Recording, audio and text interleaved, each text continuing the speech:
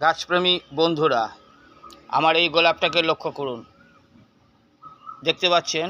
আর গোলাপের কুঁড়ি দেখুন, এই ছোট্ট ডগটায় কুঁড়ি দেখুন, 1 2 3 4 5। আর এই একটা দেখুন, এই একটা ফুটছে, এখানেও দুখানা। এখন বেলা 11টায় প্রখর রোদের তাপেই ভিডিওটা করছি, ফলে ফুলটা একটু অন্যরকম লাগছে, শুকনো শুকনো লাগছে, কারণ এই রোদে বুঝতেই পাচ্ছেন। এটা যদি সকালে বা সন্ধ্যায় করতাম তাহলে ফুল একবারে আপনারা দেখতে পেতেন কীরকম মুখ দেখা যেত। দেখুন গাছ দেখুন, খুব ভালো করে লক্ষ্য করে দেখুন, আমি ধরেছি গাছ দেখুন।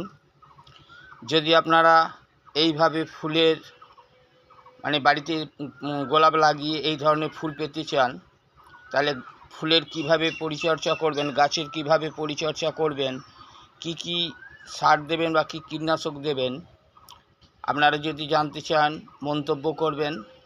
তবে রাসায়নিক সার সম্পর্কে আমি বলতে পারবো না, আমি আমার নিজের হাতের তৈরি জৈব সার ব্যবহার করি।